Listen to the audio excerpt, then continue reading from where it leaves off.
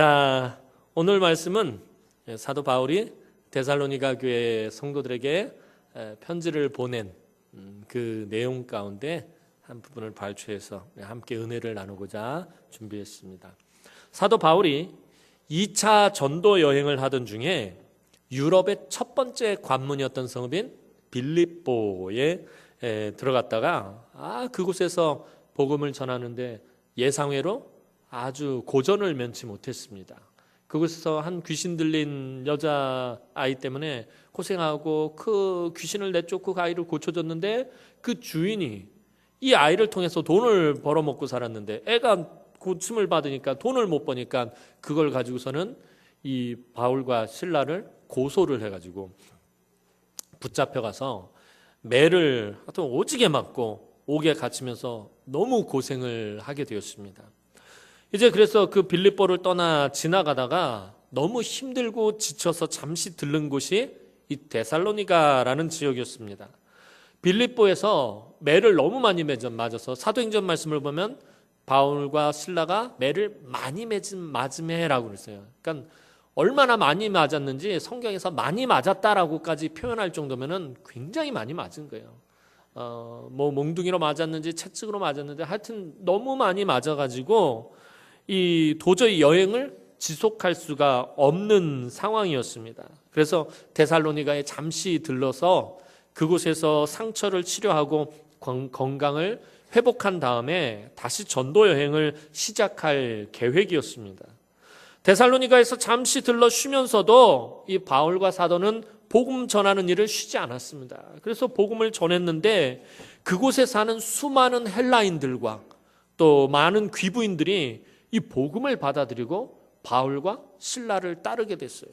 성경을 보면 큰 무리의 헬라인들이 바울 복음을 받아들였다라고 그렇게 기록을 하고 있어요. 이 수많은 헬라인들과 또 그 데살로니가에 살고 있었던 많은 귀부인들이 복음을 받아들이고 바울과 실라와 함께 하게 되었습니다. 전혀 예상하지 못한 놀라운 복음의 역사가 이 데살로니가에서 나타나게 되었습니다. 그런데 바울은 그만 또 이곳에서 아주 심한 반대에 부딪히게 되었습니다. 왜냐하면 그곳에 살고 있었던 유대인들이 이 바울을 시기해서 저작거리에 불량배들을 다 동원해서 큰 소동을 일으켰기 때문이었습니다. 유대인들이 돈을 모아서 지금으로 치자면 깡패들을 다 불러 모으고 거리에 있는 그런 불량배들, 양아치들을 다 불러 모아가지고서는 그 도시 전체에서 소동을 일으켰습니다. 이 바울과 실라를 해하고 또 그것을 방해하기 위해서 엄청난 게 큰 소동을 일으켰습니다. 얼마나 심하게 대적을 했는지 그곳의 믿음의 형제들이 이 바울과 실라를 유대인들에게 해를 당하지 않게 하기 위해서 이 밤에 몰래 성에서 내보내야 할 정도였습니다. 사도 바울이 데살로니가에서 복음을 전한 시간은 다른 지역에 비해서 매우 짧았습니다. 다른 지역에서는 상당한 오랜 기간 동안 복음을 전했습니다. 에베소 같은 경우에서는 몇 해 동안 있으면서 그곳에서 이 두란노 서원에서 많은 사람들을 가르치고 오랫도록 복음을 전하고 가르쳤는데 이 데살로니가에서는 성경학자들이 판단할 때 대략 한 2, 3주 정도 머문 것으로 그렇게 봅니다. 그러니까 복음을 전한 시간이 다른 지역에 보면은 정말 턱없이 짧았습니다. 근데 그 짧은 시간에 바울은 최대한으로 데살로니가 교회 성도들에게 말씀을 가르치려고 애를 썼습니다. 얼마나 수고했는지 모릅니다. 아침에 말씀드렸던 것처럼 이 사도 바울은 이 더 수고하는 욕심을 이 데살로니가 교회에서 아주 많이 내었던 것입니다. 사랑의 수고를 조금도 아끼지 않으면서 이 복음을 전했습니다. 그런데 바울이 짧게 사역했음에도 이 데살로니가 교회 성도들은 말씀의 은혜를 얼마나 풍성하게 받았는지 모릅니다. 그 짧은 2, 3주간의 바울의 가르침에 이 데살로니가 교회 성도들이 예수를 믿고 하나님의 백성이 된 이 사람들이 얼마나 말씀의 은혜를 받고 믿음의 역사를 이루었는지 모릅니다. 바울은 데살로니가 교회 성도들의 믿음이 이렇게 급속하게 성장한 것은 자기가 전한 복음이 간사함이나 부정이나 속임수로 전한 것이 아니기 때문이다라고 그렇게 말하고 있어요. 오늘 말씀 보니까 우리의 권면은 간사함이나 부정에서 난 것이 아니요 속임수로 하는 것도 아니라라고 사도 바울이 3절에서 말하고 있습니다. 바울이 이것을 강조하고 있는 것은 데살로니가에서 폭동을 일으켜가면서까지 방해했던 이 유대인들이 바울이 전하는 것이 부정한 것이고 속임수와 간사함에서 비롯된 것이라고 아주 맹렬하게 비난했기 때문이었습니다. 이에 대해서 반박을 지금 바울이 하고 있는 것입니다. 바울은 예수의 복음을 전하는데 한 번도 속임수를 써본 적이 없고 다른 사람들에게 잘 보이기 위해서 간사하게 말한 적도 없었습니다. 오히려 유대인들이 아첨하는 말과 탐심의 탈을 쓰고 데살로니가 사람들을 미혹했던 것입니다. 이제 바울은 자신을 복음의 청직이라고 그렇게 말하고 있습니다. 말씀을 보면 오직 하나님께 옳게 여기심을 입어 복음을 위탁받았으니 우리가 이와 같이 말함은 사람을 기쁘게 하려 함이 아니요 오직 우리 마음을 감찰하시는 하나님을 기쁘시게 하려 함이라라고 사도 바울이 말하고 있습니다. 오늘 본문에서 청지기라는 말이 직접적으로 나오지는 않습니다. 하나님께서 바울을 청지기로 부르셨다 이렇게 직접적으로 이런 표현은 없습니다. 그런데 바울이 청지기의 개념이 담긴 말을 하고 있다라는 것입니다. 복음을 위탁받았으니 라는 말이 청지기의 의미가 담겨 있는 것입니다. 이 청지기는 집 주인이 자기가 가지고 있는 모든 것을 맡긴 사람을 말합니다. 그래서 집 주인이 맡겨준 그것을 잘 관리하고 또 잘 일구어서 많은 소출을 내게 하는 그런 사람이 바로 청지기입니다. 구약에서 살펴보면 요셉이 그런 청지기적인 사명에 아주 특별한 은사를 받았던 것 같아요. 요셉은 주인 보디발 집에서 가정총무로 있으면서 그 집에 있는 모든 일들을 도맡아서 했어요. 그래서 보디발이 모든 것을 다 요셉의 손에 맡겼습니다. 또 요셉이 감옥에 갇혔을 땐 간수장이 감옥 재반 사무를 다 요셉의 손에 맡겼습니다. 또 그가 바로 앞에 섰을 땐 바로가 애굽의 모든 일들을 이 요셉에게 맡겼습니다. 그래서 요셉이 허락하지 않으면 애굽의 그 누구도 수족을 놀릴 수 없을 것이다 라고까지 말하면서 애굽의 모든 일들을 이 요셉에게 맡겼습니다. 그런데 이 청지기, 즉 주인이 그 청지기에게 뭔가를 맡길 때 있을 때는 가장 중요한 전제 조건이 있습니다. 무엇입니까? 주인이 종에게 이 청지기의 사명을 맡길 때 가장 중요한 전제 조건은 믿음입니다.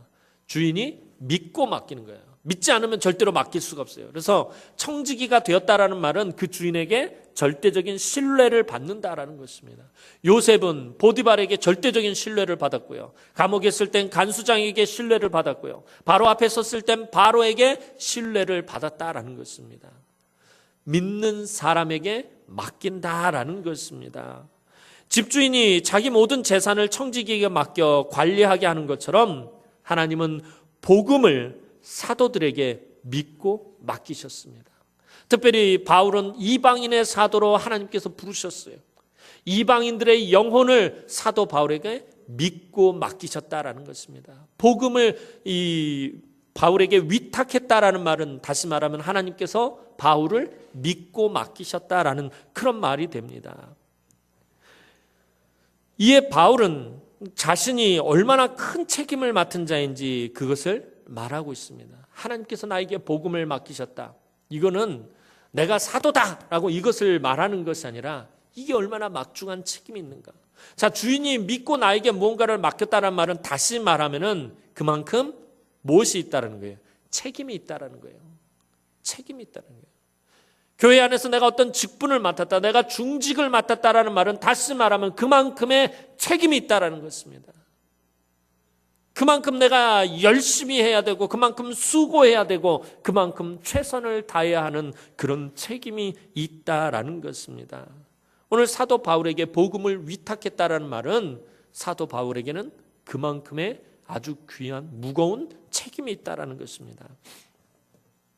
하나님께서 맡기신 복음, 즉 하나님의 복음은 참된 것입니다. 참된 진리의 복음을 하나님께서 바울을 청지기 삼아 맡기셨기 때문에 그 복음이 하나님으로부터 난 것이지 간사함이나 부정이나 속임수로 난 것이 아니라고 오늘 바울은 말하고 있습니다.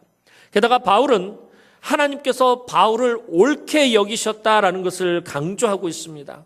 하나님께서 나를 옳게 여기셔서 이 복음을 위탁하셨다라는 것입니다.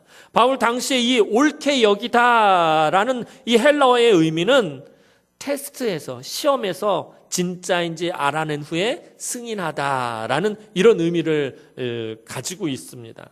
그러니까 하나님께서 바울이라는 사람을 면밀히 검토하시고 복음을 전하기에 적합한지 테스트하신 후에 복음을 전하도록 승인하셨다라는 것입니다.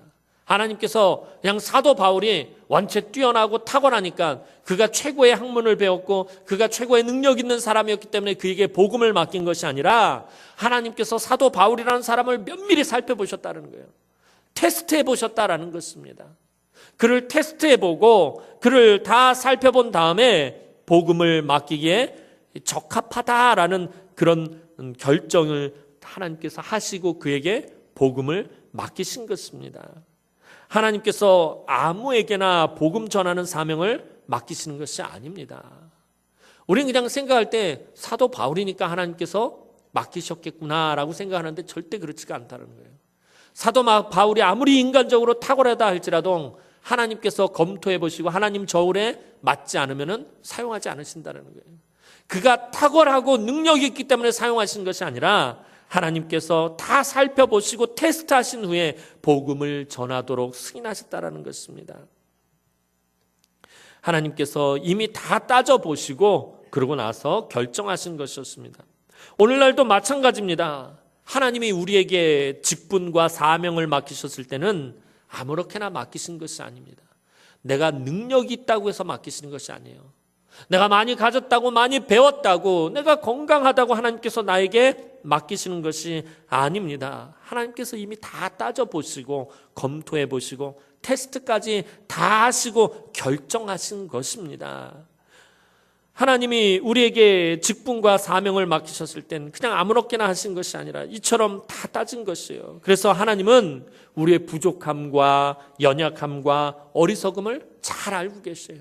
우리를 이미 다 검토해 보셨기 때문에, 우리를 면밀히 다 살펴보셨기 때문에 우리가 얼마나 부족한지, 우리가 얼마나 연약한지, 우리가 얼마나 어리석은지 하나님 잘 알고 계십니다. 그럼에도 불구하고 하나님은 우리에게 교회의 청지기 사명을 맡기신 것입니다. 우리가 부족한 줄도 아시고 우리가 연약한 줄도 아시고 우리가 어리석은 줄도 아시는데 하나님께서는 우리에게 교회의 청지기 사명을 맡기셨다라는 것입니다. 그래서 내가 맡은 사명을 귀한 줄로 여기고 속임수나 간사함이 아닌 바울과 같이 진실함과 신실함으로 감당해야 한다라는 것입니다. 어떤 데 그런 게 있어요. 권면을 하면서 집사님 내년엔 이곳에서 봉사하시죠. 이것 좀 봉사하시죠. 내년엔 저기서 봉사하시죠. 아이고 목사님 저는 부족해서요. 저는 배운 것도 없고요. 저는 가진 것도 없고요. 내년 바빠서요. 그러면서 여러 가지 그런 말들을 하십니다. 하나님께서 다 검토해 보셨다라는 거예요. 하나님께서 다 따져보시고서는 직분을 주시는 거예요. 사명을 주시는 것이에요. 내가 부족한 줄도 알고요. 내가 어리석은 줄도 알고요. 내가 바쁜 줄도 알고요. 내 삶의 형편이 어려운 줄도 하나님 아세요. 모르시고 시키시는 것이 아니에요.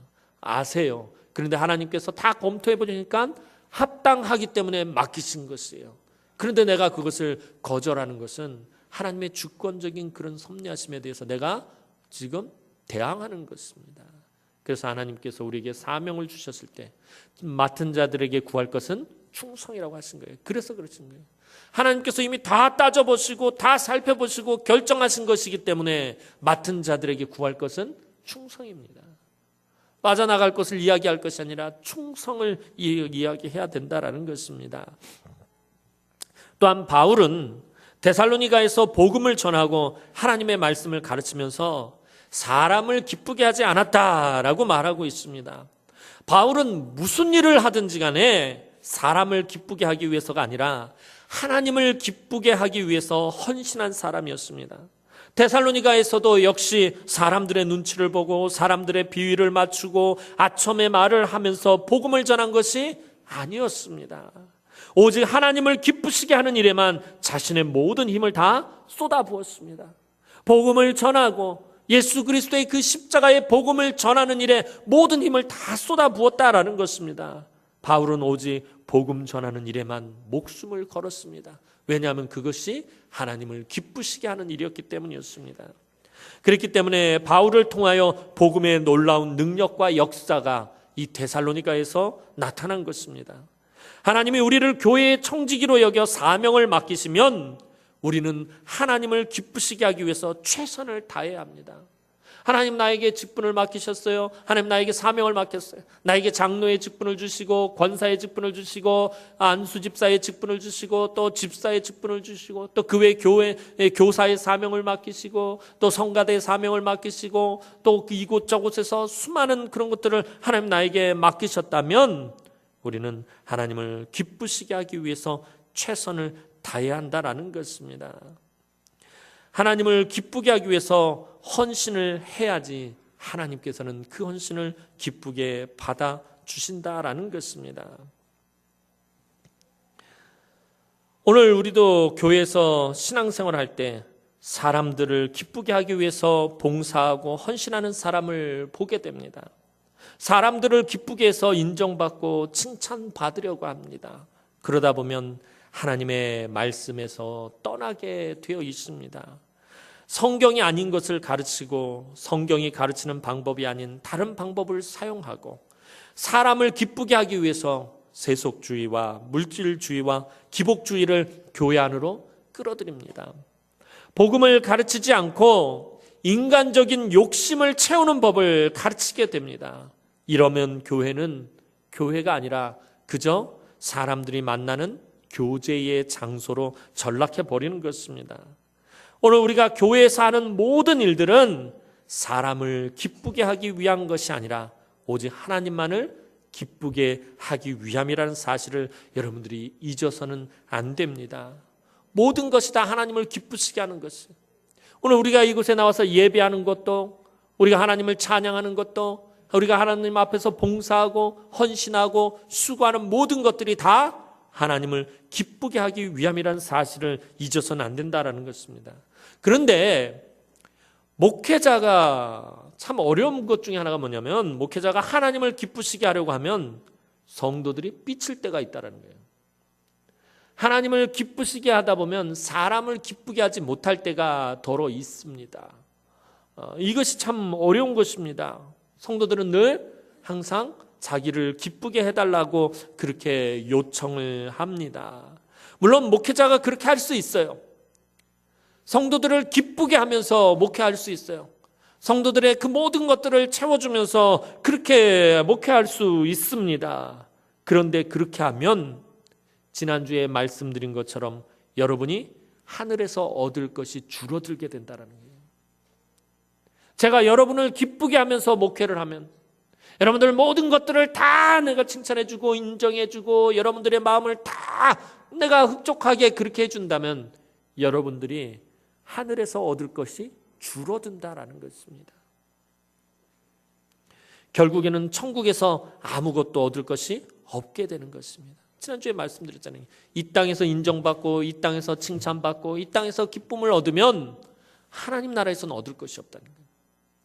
이 땅에서 내가 칭찬을 받지 못하고 이 땅에서 내가 인정을 받지 못하고 내가 열심히 헌신하고 수고했음에도 불구하고 이 땅에서 인정받지 못하고 칭찬받지 못하고 기쁨을 얻지 못하면 하늘에서의 영광이 크다라는 거예요. 하늘에서의 상급이 더 크다라는 것입니다. 그래서 우리가 교회에서 우리가 사람을 기쁘게 하는 뿐만 아니라 사람에게 기쁨을 얻으려고 해서도 안 된다라는 것입니다. 제가 누누이 말씀드리는 것이 무엇입니까? 저와 여러분들에게 있어서 오직 신뢰의 대상, 우리가 기뻐할 대상은 하나님 한 분뿐입니다. 오직 하나님만 바라야 되는 것이에요. 하나님만을 의지해야 되고 하나님만을 기쁘시게 하는 그런 신앙생활을 해야 한다는 것입니다. 그렇다고 해서 다른 사람 막 무시하고 내 마음대로 막 무대포로 막 이렇게 하라는 것이 아닙니다. 가장 우선적인 첫 번째 우선순위는 하나님을 기쁘시게 하는 것입니다. 하나님은 하나님을 기쁘시게 하는 것뿐만 아니라 성도들이 서로를 기쁘게 하는 것도 중요하게 생각해요. 그러나 가장 우선적인 것은 하나님을 기쁘시게 하는 거예요.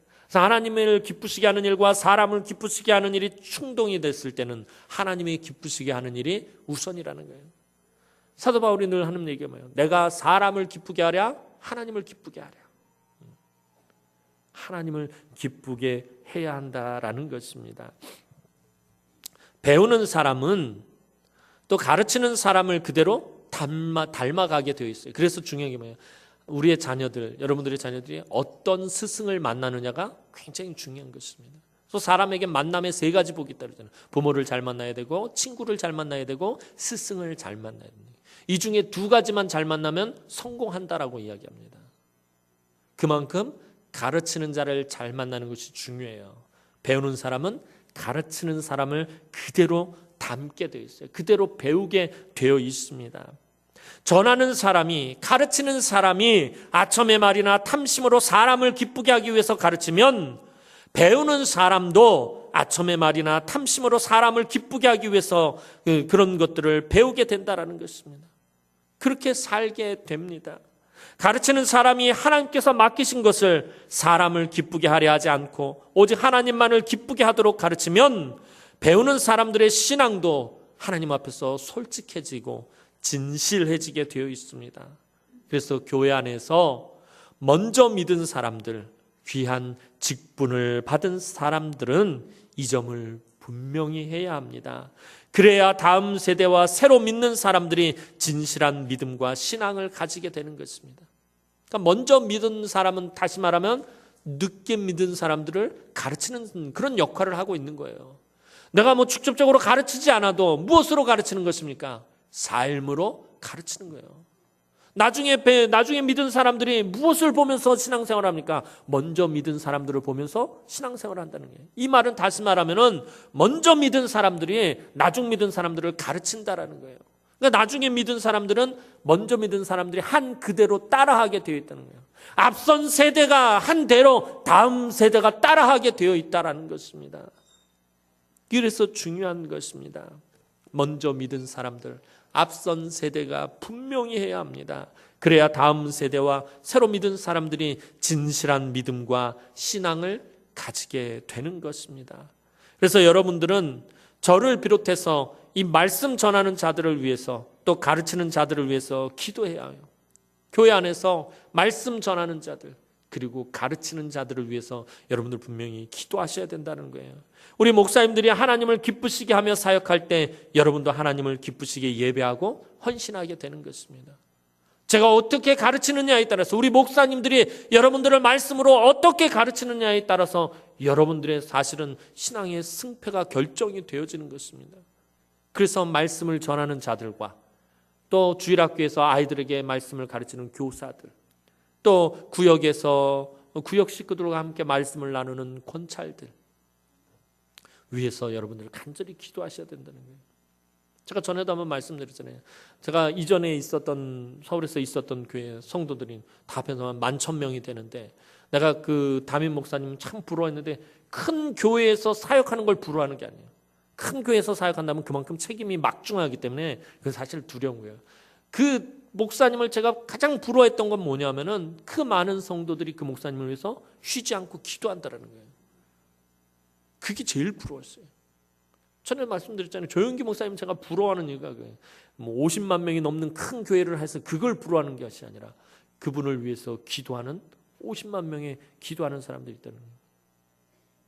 근데 그 기도하는 성도들이 목사님 위해서 기도 안 하니까 그 노년이 얼마나 비참해집니까? 제가 볼 때는 성도들이 기도 안 한 거예요. 성도들이 기도 안 한 거예요. 말씀을 전하는 자들, 가르치는 자들을 위해서는 여러분들 항상 기도하셔야 돼요. 저를 위해서 여러분들 특별히 기도 많이 해주셔야 돼요. 담임 목사가 한번 흔들리면 교회가 난리가 나는 거예요. 담임 목사가 말씀에 굳게 서가지고 성도들을 하나님을 기쁘게 하면서 성도들을 바르게 이끌어 가야지 교회가 바로 서게 되는 것입니다. 담임 목사가 사람을 기쁘게 하려고 오늘 말씀처럼 간사함이나 아첨으로 여러분들을 가려운데를 살살 긁어주면서 아양이나 떨면서 그러면 처음엔 좋겠지요. 그러나 시간이 지나면 교회가 믿음 위에 바로 세워지지 않는다라는 것입니다. 저는 죽으나 사나 하나님을 기쁘시게 해야 한다는 거예요. 우리 뒤에 계신 목사님들도 마찬가지고요. 하나님을 기쁘시게 해야 한다는 거예요.